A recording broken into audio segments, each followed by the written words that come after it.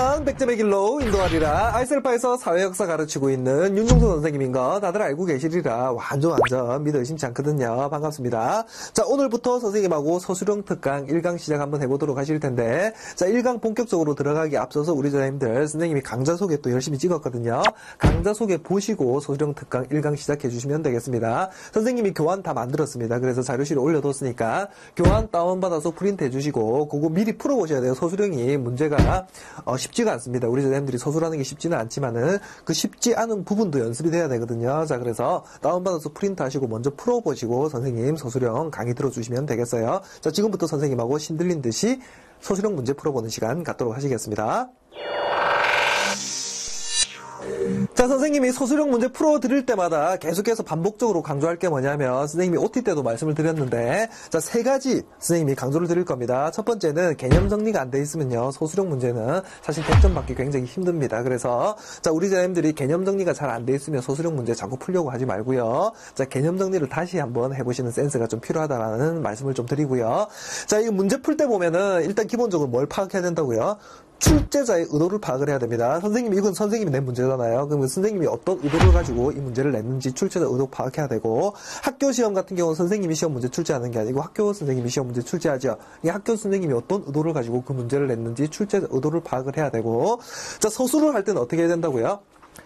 반드시 키워드가 들어가야 된다고 했죠. 선생님이 핵심 키워드가 반드시 들어간 채 서술을 해주셔야 된단 말이야. 아무리 아름다운 문장으로요, 아름답게 문장을 꾸며놔도 그거는 빵점짜리 문장이라면 핵심 키워드가 빠지면 빵점이거든요. 왜? 학교 선생님은 모범 답안을 갖고 계시거든요. 그래서 모범 답안에서 벗어나는 답안은요, 일단 틀렸다고 처리를 합니다. 뭔 얘기인지 아시겠죠? 세 가지를 반드시 기억을 하세요. 자, 첫 번째는 개념 정리, 두 번째는 출제자 의도를 파악해야 된다, 세 번째는 핵심 키워드가 들어간 상태에서 서술을 해주셔야 된다. 요거 세 개를 정확하게 딱 알고 있으란 말이죠. 자, 1번 문제부터 선생님하고 한번 풀어보도록 하겠습니다. 자, 지도를 보고 물음에 답하시오 이렇게 나와 있는데, 이 지도 많이 보셨죠? 어디서? 이거 뭡니까? 문화권을 지금 구분을 한 거거든요. 문화 지역을 지금 구분하고 있는 건데, 선생님하고 한번 써보자고요. 자, A에 보시니까 이게 무슨 문화권입니까? A가 지금 유럽 문화권이고요. 자, B 같은 경우는 여기가 이슬람 문화권 이렇게 부르기도 하고, 아니면 건조 문화권 이렇게 부르기도 합니다. 자, 그래서 자, B 같은 경우 이슬람 문화권 혹은 건조 문화권 이렇게 주시고, 자, C 같은 경우는 아프리카 문화권을 표시하고 있죠. 자, D는 저기 어디입니까? 인도잖아요. 인도 문화권 나타내는 거고. 자, E 같은 경우는 여기 E 있죠. 여기가 우리나라 포함되어 있습니다. 중국하고 일본까지 포함되어 있는데, 이 문화권을 우리는 동아시아 문화권 이렇게 부른다고요. 자, 그 다음에 밑에 가보시면 여기가 동남아시아 문화권이 있고요. 여기는 오세아니아 문화권이 지금 표시가 되어 있습니다. 자, 그 다음에 여기 위를 뭐라고 불러요, 여기를?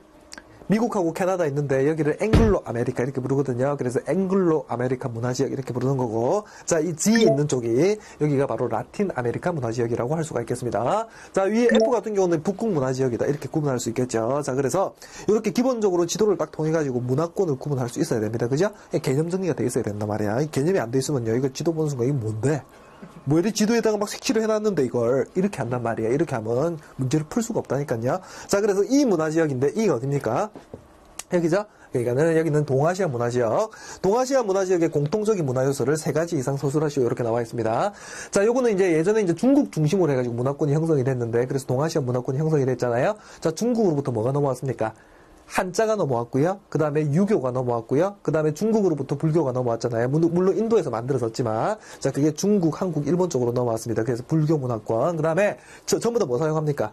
다 젓가락 사용하잖아요. 그래, 젓가락 문화권 이렇게 부르기도 한단 말이야. 그 다음에 다 주식으로 먹고 있습니까? 쌀을 주식으로 먹고 있죠. 전부 다 그래서 벼농사 문화권 이렇게 부르는 거죠. 기억나시겠습니까? 자, 그래서 이런 내용을 서술. 자, 유교, 불교, 한자, 젓가락 사용 등의 문화가 공통적으로 나타나는 지역으로 동아시아 문화 지역이다. 이렇게 서술해 주시면 된다고요. 어떻게 하는지 아시겠죠? 그래서 여기서 봐봐. 3가지 이상 서술을 했는데 2개만 서술한다. 그런 감점이란 말이야. 3개 이상 가야 됩니다. 유교, 불교, 한자, 젓가락, 아니면 벼농사 문화권 이런 게 이제 들어가면 된다고요. 자, 그래서 3가지 이상 서술을 해야 된다는 거 기억해 주시면 되겠습니다. 자, 두 번째 문제는, 자, B에 표시된 부분에 해당하는 B가 뭔데요? 여기가 건조 문화권 혹은 이슬람 문화권 이렇게 부르는 지역입니다. 자, 그래서 B에 표시된 부분에 해당하는 문화 지역을 쓰고요. 자, 봐봐. 쓰고 이 지역에서 잘 나타나는 특성을 세 가지 소설에 이렇게 나오잖아. 문제를 잘 읽어야 됩니다. 봐봐. 이게 출제자 의도 파악하는 게 이런 거란 말이야. 자, 선생님 방금 뭐라고 했습니까? B에 표시된 부분에 해당하는 문화 지역을 먼저 쓰라고 했죠. 먼저 쓰라고 먼저 써야지. 먼저 써야 되는데 나중에 쓴단 말이야, 애들이. 막 이적부고요, 이거. 그래서 선생님이 막 뒤에 특성을 세 가지 소설하면서 문화 지역을 썼기 때문에 이건 맞게 해주시는 게 정답이 아닌가요? 그러면 틀린단 말이야. 문화 지역을 쓰라고 하면 쓰고 세 가지를 소설을 해야 된다고요. 뭔 말인지 아시겠죠? 그러니까 출제자가 뭘 묻는지 문제부터 파악을 하란 말이에요, 정확하게. 자, 그래요. 또 흥분을 했네요. 건조 문화권. 자, 문화 지역을 그래서 건조 문화 지역 혹은 이슬람 문화 지역 이렇게 쓰셔도 됩니다. 자, 이 지역에 잘 나타나는 특성을 세 가지 소설하시오. 이 지역 사람들 같은 경우는 무슨 언어를 사용을 하겠니? 아랍인들이 살고 있잖아요. 그러니까 아랍어를 사용을 하겠고, 종교는요? 이슬람 문화권이니까 이슬람교를 믿고 있고, 이슬람교는 뭘 안 먹습니까? 돼지고기 안 먹잖아요. 불결한 짐승을 여기기 때문에 종교적으로 돼지고기를 먹지 않는다. 이거 보시면 되겠고, 주로 무슨 생활을 하겠습니까? 유목 생활을 많이 하겠죠. 그죠? 요런 거 소설해 주시면 된단 말이야. 자, 그래서, 자, 먼저 소설 뭐? 자, 건조 문화지역, 이거 먼저 소설해야 됩니다. 그죠? 그 다음에 쓰고, 그 다음에 아랍어를 주로 사용하고, 이슬람교를 믿고, 돼지고기 먹지 않는다. 기후는 건조 기후고요. 유목 생활을 주로 한다. 이런 내용들을 소설해 주시면 된단 말이야. 뭔 말인지 아시겠죠? 그래서, 서술형 같은 경우는요, 이렇게, 우리가 정답을 보면 쉽단 말이야. 와, 내가 이걸 왜 소설을 못했을까? 이렇게 한단 말이야. 시험 끝나고 나고, 시험 끝나고 난다. 맨날 그렇게 한단 말이야. 그래서 기본적으로 개념 정리가 딱 돼 있어야 되는 그 부분을 선생님이 힘주어 강조하고 있네요. 잊지 말고 기억하시고. 자, 3번입니다. 자료 잘 보이나, 이거? 자, 보이면 다음 사진과 같은 경관이 잘 나타나는 기후지역을 쓰고요. 이것도 쓰고 이랬지. 써야 됩니다. 쓰라고 하면 쓰고 이 기후 지역의 음식 문화와 가옥 형태를 소술하시오. 이렇게 나와 있습니다. 자, 일단 보시면 우리가 사진을 이 사진 진짜 많이 나오는 사진이거든요. 이 사진을 딱 보는 순간 이게 무슨 가옥인 걸 딱 알아야 돼요. 열대 기후 지역에서 나타나는 고산 가옥이라는 걸 알고 계셔야 됩니다. 자, 밑에 보면 이게 바닥 있잖아요. 이걸 갖다가 이렇게 다리 만들어 가지고 붕 띄워 가지고 이렇게 집을 지어 놨죠. 이런 형태를 갖다가 고산 가옥 형태 이렇게 부르는 거고. 자, 어떤 기후 지역이라고요? 열대 기후 지역입니다. 너무 더워 가지고 열기 되게 많고요. 습기 되게 많고 밑에 해충들이 되게 많단 말이야. 피해를 많이 입겠죠. 그러니까는 땅에 딱 붙여 가지고 집을 짓는 그런 열기, 습기, 해충 같은 피해가 크기 때문에 이걸 붕 띄워 가지고 집을 짓는 고산 가옥. 그러니까는 기후는요. 열대 기후 적어야 되고요. 그 다음에 가옥 형태는 고산 가옥 적어야 되고, 열대 기후 지역에서는 열대 계절풍 기후 지역은 주로 쌀 같은 거 먹겠죠. 아니면은 카사바 이런 거 기억나니? 고구마 같이 생긴 거 있는데, 자, 그런 걸 갖다가 주식으로 먹는단 말이야. 요런 내용들이 소술이 딱 되면 된단 말이야. 어려운 거 아니라는 거죠, 이게. 자, 그래서 소술 열대 기후 지역 먼저 써야 됩니다. 먼저 쓰라고 했으니까 멋있게 나와야 되는데. 자, 열대 기후 지역에서는 기온이 높고요. 강수량이 풍부하죠. 자, 그래서 쌀과 카사바 등 열대 작물을 주로 먹고요. 자, 가옥은 빗물이 쉽게 흘러내리도록 이렇게 되겠습니다. 경사를 지붕을 급하게 만들어 놓죠. 평평하게 만들어 놓으면 어떻게 된다고요? 이게 폭삭 내려앉을 수가 있단 말이에요, 지붕이. 자, 그래서, 자, 가옥은 빗물이 쉽게 흘러내리도록 지붕의 경사가 급하며, 지표면의 열기와 습기를 피하고, 해충의 피해를 막기 위해 주로 고산가옥 형태로 짓는다라는 걸 기억을 해주시면 되겠습니다. 뭔 말인지 아시겠죠? 자, 그래서 고산가옥 정확하게, 요런 단어들이 들어가야 된단 말이야. 이 고산가옥을 묻는 문제인데, 고산가옥을 빼면요, 이거는 소술 자체가 뭐알로 소술하는데, 그럼. 이렇게 된단 말이에요. 그래가지고. 자, 3번에 이렇게 소술. 자, 4번 가죠. 다음 지도는 캐나다의 언어 사용 분포를 나타낸 것이다. A에 해당하는 지역을 쓰고요. 자, A 지역에서 발생하고 있는 문화 갈등의 원인과 양상을 소술하시오. 이렇게 나와 있습니다. 이런 문제 나오면 좀 어렵단 말이야. 어떻게 되는 건지 한번 봐봐. 자, 여기 미국이 있고요. 지금 위에가 이제 캐나다거든요. 자, 캐나다 이렇게 동부 쪽에 가보시면은 나머지 지역들은 다 영어를 사용한단 말이야. 대부분 이제 다 영어 사용하는데 이 지역만 뭘 사용한다고요? 프랑스어를 사용합니다. 불어를 사용을 한단 말이야. 여기 주를 갖다가 뭐라고 부르는데요? 퀘벡주 이렇게 부른단 말이죠. 뭔 말인지 아시겠죠? 퀘벡주 같은 경우는 그러니까는 여기는 영어 문화권이라고 보신다면 여기는 프랑스 문화권이라고요. 그러니까 여기는 문화가 그러니까 그 프랑스 문화가 나타나겠죠. 프랑스 문화. 자, 그래가지고 요런 걸 갖다가 우리 이슈하면 뭐라고 공부했어요? 문화의 섬 이렇게 공부했습니다. 그러니까 다른 지역하고는 다른 독특한 문화가 나타나죠. 그래서 문화의 섬 이렇게 불렀다고요. 자, 그래서 문제 뭐라고 했니? A 지역에서 발생하고 있는 문화 갈등의 원인과 양상을 소술을 해라. A에 해당하는 지역을 먼저 쓰고요. 그러니까 퀘벡주를 먼저 써야 되겠고, 언어 때문에 갈등이 일어난다는 거죠. 영어하고요. 여기 브로스잖아요. 여기는 프랑스 문화 나타나고 여기는 캐나다 문화가 나타날 것이지 않겠습니까? 그러니까 얘네들 갈등한단 말이야. 그러니까 분리 독립시켜달라. 이렇게 주장을 하는 거죠. 자, 그래서, 자, 케벡주고요. 캐나다 케벡주는 언어적 문제로 갈등이 발생하고 있고, 캐나다 대부분 지역에서는 영어를 사용하고 있으나, 자, 케벡주는 프랑스어를 사용하고 있어 분리 독립을 요구하고 있는 지역이 바로 여기 있는 케벡주라고 할 수가 있겠습니다. 됐니? 퀘벡주. 아시겠지? 자, 왜? 퀘벡주. 아, 저 틀리네요, 이게. 자, 그래가지고, 백하고 여기 백 있는데요. 어떻게 해야 되지? 자, 뭘 써도 상관없습니다.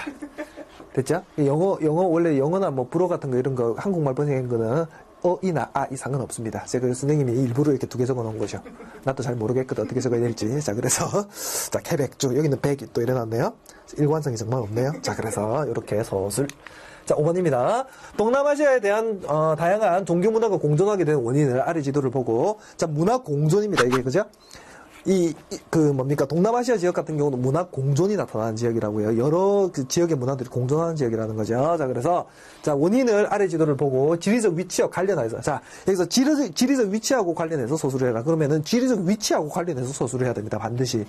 출제적 의도를 파악해내는 게 선생님 문제를 똑바로 읽으란 말이야. 그러니까 지리적 위치하고 관련 안 하고 서술을 하잖아요. 근데 네가 알고 있는 동남아시아에 대한 모든 지식을 다 쓰는 거예요, 여기다가. 근데 지리적 위치하고는 전혀 관련이 없습니다. 동남아시아 내가 여행해봤는데 쌤 이렇게 하면서 막 아시죠? 뭔 얘기인지?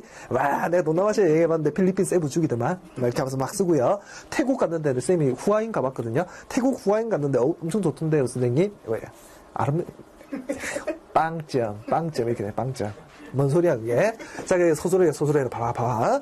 자, 여기 보면 여기 인도네시아에 있는 말레이시아에 있는 이쪽에 이슬람교가 나타난다, 그죠? 여러 가지 종교가 나타난다고요. 여긴 불교 나타나고요. 여기는 크리스트교 나타나고요. 아시겠죠? 그래서 여러 가지 종교를 볼 수가 있는 문화 공존 지역입니다. 자, 여기 같은 경우 왜 이렇게 됐냐면 태평양과 인도양을 연결하는 지점이잖아요. 하다 보니까 자 외부에서 이렇게 문화들이 많이 들어옵니다. 인도 문화도 엄청 넘어오고 중국 문화도 엄청 넘어오고요. 그 다음에 유럽 문화들도 엄청 넘어왔단 말이야. 그래서 다양한 그 문화가 여기서 공존을 하고 있다라는 내용을 서술을 해주시면 된다고요. 자 그래서 자 동남아시아는 인도양 태평양과 접하고 있는 해상교통의 중심이기 때문에 여러 지역의 문화를 받아들이기 쉽기 때문에 그래서 예전에 침략도 많이 받았고 대부분의 지역들이 뭐 했다고요? 다 식민지 살았단 말이에요. 유럽의 식민지로 살다가 독립을 했다라는 거죠. 자, 그래서 이런 거 기억. 자, 그래서 우리 선생님들이 미얀마 옆에 보면 인도 있잖아요. 그 미얀마, 라오스, 타이, 캄보디아, 베트남 이런 거 위치를 기억해 주시면 좋습니다. 동남아시아는 이게 나중에 그 식민지배 당했을 때 그때 지도하고 이렇게 해가지고 시험 문제 자주 나오거든요. 이게 동남아시아 지도는 좀 꼼꼼하게 기억을 해 두실 필요가 있습니다. 자, 그 다음에 6번 문제. 다음은 한 기업의 기능별 입지분포를 나타낸 것이다. 이를 보고 무릎에 답하시오. 자, 여기 또 봐봐. 여기 본사에 나오죠. 본사, 생산 공장 있고, 연구소 있고, 세모 표시해가지고, 생산 공장을 보니까 동남아시아나 이런 쪽에 중국 같은데 이게 많이 들어가 있거든요. 아니면은 여기 멕시코 지역 같은데 들어가 있잖아요. 그러면 지역 판매 총괄 뭐 이런 거 나와 있는데, 자, 이런 기업을 갖다가 뭐라고 부를까요? 1번 보면 위와 같은 공간 분포를 보이는 기업을 무엇이라는지 쓰시오. 이게 뭡니까? 다국적 기업, 국적을 여러 개 가지고 있단 말이야.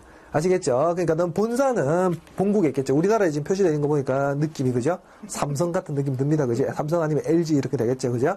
원래 삼성 가는데 LG 따라가니까. 그러니까는 삼성 아니면 LG 이렇게 되는 거고요. 기분 나쁘겠네요. LG는. 그러니까 보이는 기업을 무엇이라는지 쓰시오. 자, 이런 걸 다국적, 국적을 여러 개 가지고 있는 기업 해서 다국적 기업 이렇게 부르는 거고. 자, 다국적 기업 됐죠? 자, 이번에 보시면 본사, 연구소, 생산 공장이 주로 입지한 지역과 그곳에 입지한 이유를 서술이 되게 쉽거든요. 봐봐. 본사, 연구소는 당연히 무슨 국? 선진국. 여기 있는 생산 공장은요, 인건비가 저렴해야 되겠죠? 그럼 당연히 어디? 개발도상국 이렇게 가는 거죠. 너무 쉽습니다. 이게 딱 구분을 하면 돼요. 본사, 연구소는 특히 이제 본사 같은 경우는 거의 본국에 있을 가능성이 많고요. 우리나라 같이 본국에 있을 가능성이 많고, 본사, 연구소, 생산 공장은 여기는 선진국, 여기는 개발도상국 이렇게. 자, 그래서 이유를 서술을 해라. 자, 본사는요, 정보 수집과 자본 확보에 유리한 선진국에 입지하겠죠. 하고, 연구소도 교육시설도 많고, 연구소 하려고 하면은, 대학 있어야 되죠. 유명한 대학 같은 게 있어야지 여기 있는 인재를 갖다가 여기서 일을 시킬 거 아니겠습니까? 그 연구소도 교육시설과 전문 인력이 풍부한 선진국에 입지하죠. 자, 생산공장은 지가와 임금이 저렴해야 됩니다. 노동력이 풍부한 지역이면서도 값싼 노동력을 쓸 수 있어야 되겠죠. 그래서 저렴하고 현지 정부의 지원이 있는 개발도상국에 주로 입지하는 그런 모습을 보인다라는 거죠. 자, 그래서 다국적 기업을 기억을 해주시고. 자, 그 다음에 7번입니다. 자, 다음은 일반 커피하고 공정무역 커피의 이익 분배 구조를 나타낸 것이다. 자, 선생님이 이거 문제 만든다고요. 자, 힘들었습니다. 응? 선생님이 정말 힘들었다니까. 지금 내가 약간 다크서클 보이니? 코도 부었고, 지금. 약간 자세히 보면 지금 코도 부었는데. 장난 아니란 말이야, 지금. 자, 그래서 다음은 일반 커피와 공정무역 커피의 이익 분배 구조를 자, 나타낸 것이다. 공정무역 커피를 구매함으로써 생산자와 소비자가 얻을 수 있는 이익을 각각 한 가지씩 서술하시오. 이렇게 나와 있습니다. 자, 봐봐. 선생님도 개인적으로 커피 되게 좋아하는데, 자, 일반 커피가 있고, 여기 공정무역 커피가 있거든요. 자, 일반 커피 같은 경우는 공정무역 커피하고 구분하는 거 보니까, 요거는 불공정 무역이 뭔가 일어나는가 봐요. 그죠? 왜, 그러니까 공정무역 커피하고 일반 커피를 갖다가 이렇게 분리를 시킨 거 아니겠습니까? 자, 기존처럼 이제 무역을 했더니 어떤 경우가 생긴다고요? 여기 소매상 수익이라는 게 뭐냐면 중간 상인을 얘기합니다. 봐봐. 여기 생산자가 있고요.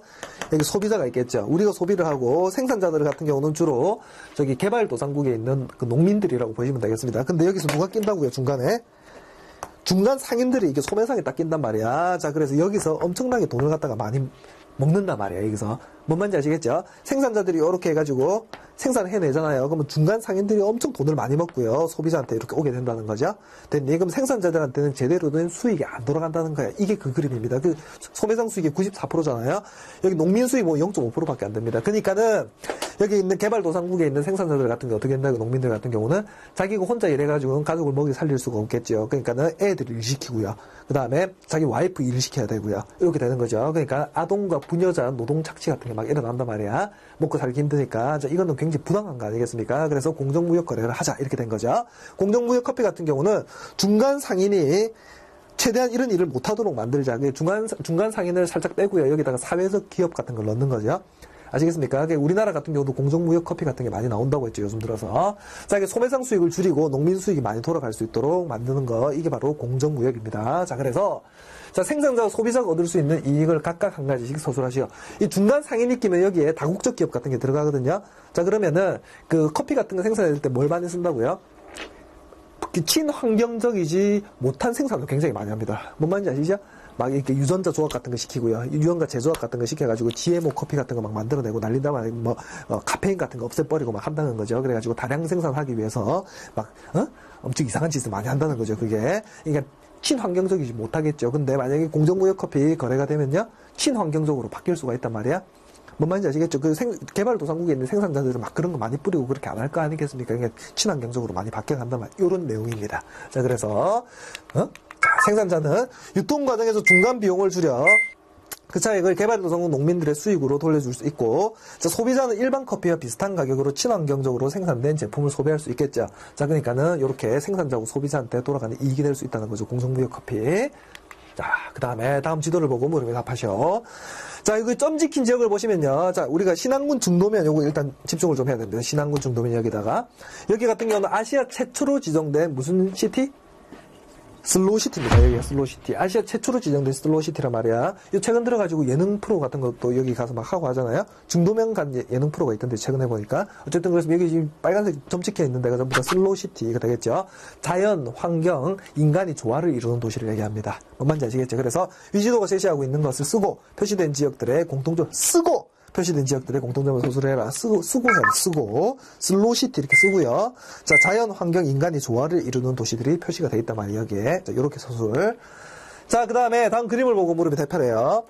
자, 여기 뒤에 산이 있습니다. 여기 산이 쫙 있네요. 그 다음에 여기 마을이 형성이 돼 있고 앞에 보니까 객수 해가지고 물이 흐르고 있네. 물이.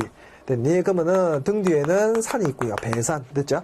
한자로 하면 물을 임접해 있네요. 배산, 임수. 이런 걸 갖다가 뭐라고 부른다고요? 수 이렇게 부른다고. 그러니까 풍수지리적으로 이런 마을을 갖다가 뭐라고 부른다고? 명당 이렇게 불러요. 뭔 말인지 아십니까 지금? 봐봐. 그러니까 내 개념 정리가 돼 있어야 된다니까요. 바람풍이죠. 물수 이렇게 돼 있고요. 그럼 바람을 어떻게 한다고요? 배산이 차가운 북서계절풍이 우리나라 불어오잖아요. 여기 차가운 북서계절풍을 뒤에 있는 산이 막아준단 말이야. 그러니까는 우리 옛날에 뭐 귀뚜라미 보일러 이런 게 없잖아요. 그럼 난방이 된단 말이에요. 이렇게 되면.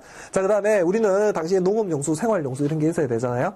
그러면은 어떻게 된다고? 우리 전통 마을이 이렇게 형성이 돼 있었다고. 그러니까는 물을 얻을 수 있는 하천 주변에 입지를 하게 된단 말이야. 이런 지역을 갖다가 배산 임수지역 이렇게 부른다고. 배산 임수지역. 자, 풍수지리적으로 명당이다 이런 표현을 쓴단 말이야. 자, 그래서 위와 같은 우리나라 전통 마을의 입지를 무엇이라 하는지 쓰고요. 입지의 특성을 서술하시오. 자, 배산 임수고요. 자, 마을의 뒷산은 겨울철에 차가운 북서 계절풍을 막아주고요. 겨울 계절풍. 마을 앞에 하천은 농업용수와 생활용수를 공급해주는 그런 기능을 하겠죠. 됐니? 이렇게 서술해 주시면 됩니다. 어렵지 않죠? 끝! 마지막 문제였습니다. 자, 만시야. 자, 1시간 동안 수고 많이 하셨고요. 자, 서술형 문제 같은 경우는 선생님이 누차 강조를 하지만 연습을 해야 됩니다. 아까 얘기했듯이 3가지 개념 정리를 문제에 적용시키는 연습을 일단 해야 되고요. 선생님하고 방금 하셨죠, 그죠? 9문제 가지고. 자, 그 다음에 두 번째는 뭐 해야 된다고요? 출제자 의도를 정확하게 파악을 하고 문제를 정확하게 읽는 연습을 해야 되고, 마지막으로 키워드가 빠지면 안 됩니다. 아까 봤듯이 고상, 가옥 이런 키워드들이 빠지면 안 된단 말이야. 그래서 정확하게 키워드가 들어간 채 서술을 하는 연습, 요거 3개를 해주셔야 된다는 걸 당부를 드리고 싶어요. 자, 1시간 동안 수고 많이 하셨고요. 우리 다음 시간에도 건강하고 상큼한 발랄한 모습으로 서술형 특강 시간에 만나도록 하시겠습니다. 믿고 따라오면 100점의 길로 인도합니다. 무한정수교 화이팅!